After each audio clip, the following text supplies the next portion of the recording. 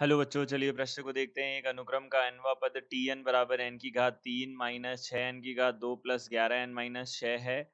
इस अनुक्रम के प्रथम तीन पद शून्य और शेष पद धनात्मक हैं, यह हमको सिद्ध करना है।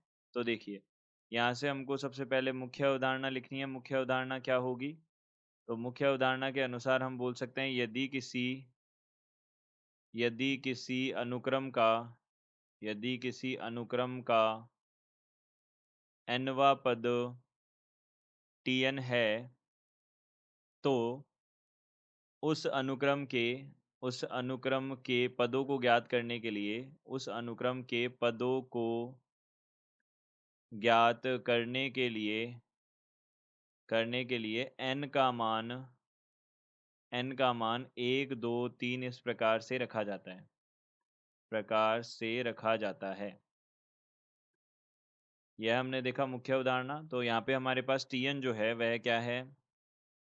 tn हमारे पास है n की घात 3 माइनस 6n की घात 2 प्लस 11n और माइनस यहाँ से कितना है? 6 है। तो यहाँ से हमने क्या किया? सबसे पहले t1 रखा। t1 हमने ज्ञात किया, यानी कि प्रथम पद ज्ञात किया। प्रथम पद यह हमारे पास क्या हो जाएगा?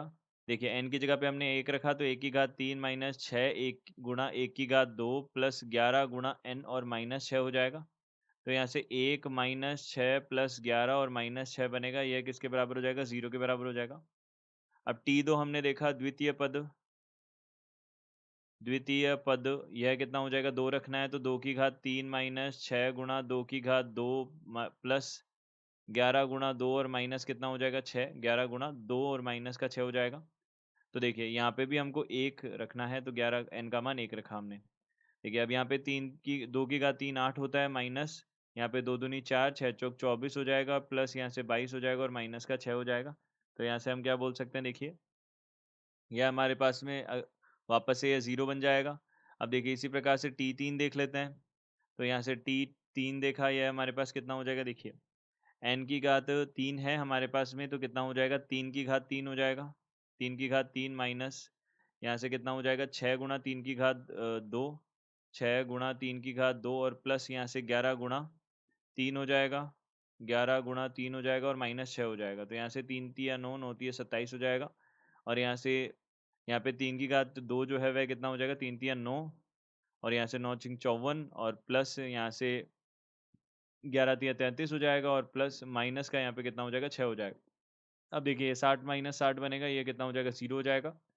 तो यहाँ से हम बोल सकते हैं, देखिए एक बात हम देख सकते हैं कि t का मान यदि हम tn देख रहे हैं हम, तो यह हमारे पास में जो गुणनखंड होगा, देखिए तीनों से अगर यह 0 बन रहा है, तो हम बोल सकते हैं n जो हमारे पास में 3 घात की समीकरण बन रही है, इसके 3 अगर हम 3 शून्यकों की बात करें, तो 3 शून्य किसके क्या हो जाएँगे? 1 2 3 हो जाएँगे। तो यहाँ पे n-1, n-2 और n-3 के रूप में हम इसको लिख रहे हैं। अब देखिए, यदि हम t4 रखें, t5 रखें, तो क्या होगा? देखिए, यहाँ पे हमने मान लीजिए 4 रखा, तो 4 रखा तो यहाँ पे कितना हो जाएगा? 4 हमने रखा, तो 4 - 1 कितना हो गया? 3 हो गया और 4 - 2 कितना हो गया? 2 हो गया और 4 माइनस 3 कितना हो गया? 1 हो गया। यह कितना हो जाएगा? 6 हो जाएगा, जो कि धनात्मक राशि है। अब हम देख सकते हैं यहाँ पे कि यदि हम यहाँ पे देखें, तो 1 2 देखिए, हमने अगर इसको देखा 1 2 3, यह हमारे पास 3 है, संख्या रेखा पे हमने इसको प्रदर्शित किया। अब मान लीजिए हम 3 से बड़ा कोई भी मान रख रहे हैं, तो यह तीनों गुणक ही क्या होंगे? हमारे पास धनात्मक होंगे। तो हम बोल सकते हैं, यदि n का मान 4 या 4 से बड़ा रखा जाए 4 से बड़ा रखा जाए तो अ, यह क्या हो जाएगा? धनात्मक हो जाएगा। यह धनात्मक हो जाएगा। यह हम बोल सकते हैं, ये क्या हो जाएगा? धनात्मक हो जाएगा। यह हमने बोल दिया।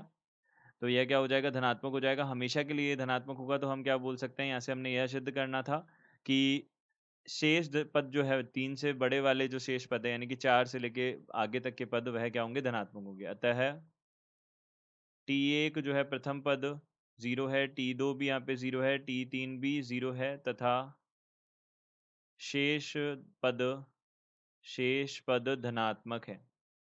शेष पद धनात्मक है, यही हमको सिद्ध करना था और यह हमने क्या कर दिया? सिद्ध कर दिया। तो इति सिद्धम। तो हम बोल सकते हैं दी गई अवधारणा के आधार पर हमने दिए गए प्रश्न को सिद्ध किया।